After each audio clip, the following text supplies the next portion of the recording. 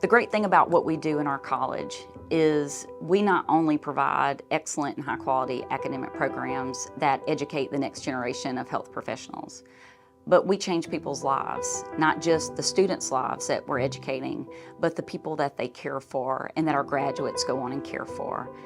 So the Language and Speech Therapy Center, once it's built, will have over 28,000 square feet. And the DeBard School will occupy one half of the building, and the Children's Center will occupy the other half of the building. 90% of a child's brain develops before the age of 5. It's crucial that we are able to intervene and support young children early on, and that is how we change the trajectory of a life. I can't stress enough that there is no further learning, there is no life until there is communication. So that biggest moment for us came about the end of last year in his 3rd year, where it became very obvious to us that his future is very bright. All of the things are still on the table for him. That is a moment that you just can't. I can meet my child's basic needs. I'm crying again, but I can finally do that because they gave him words, that I didn't even know that he had in him. Can you tell me what your favorite color is? What do you like to play? And I hope that that everyone really understands, it's life-changing, and I want that for everybody. Over a year ago, we were unable to serve a student from our Gulf Coast community. Their family just could not make that long, extensive drive every day. And that student will be one of our first to be served here on our Gulf Park campus. What I would say to a donor is thank you. Thank you for providing all of this to a child, to a family. These are services that you cannot get anywhere else. And it's life-changing.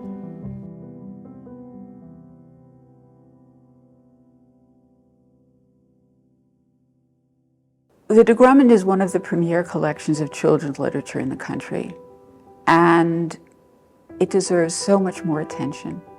Not just because in itself it is such an important collection, but also, again, because of where it is.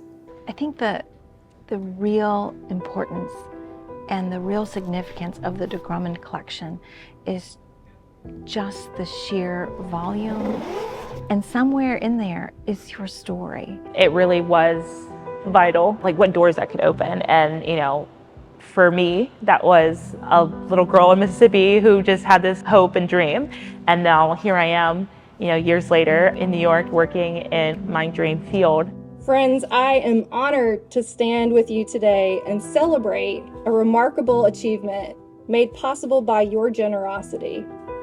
With your contributions, our generous donor has matched $1 million in committed gifts with an additional $1 million, ensuring that we can continue to preserve, promote, and grow the de Grummond collection for generations to come.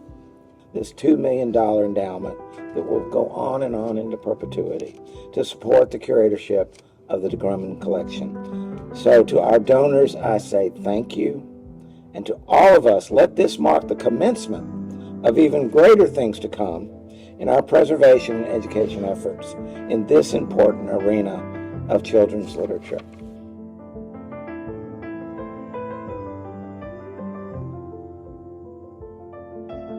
Because I was the first scholar, I had an opportunity to get a lot of exposure that I absolutely could not have had under any other circumstances.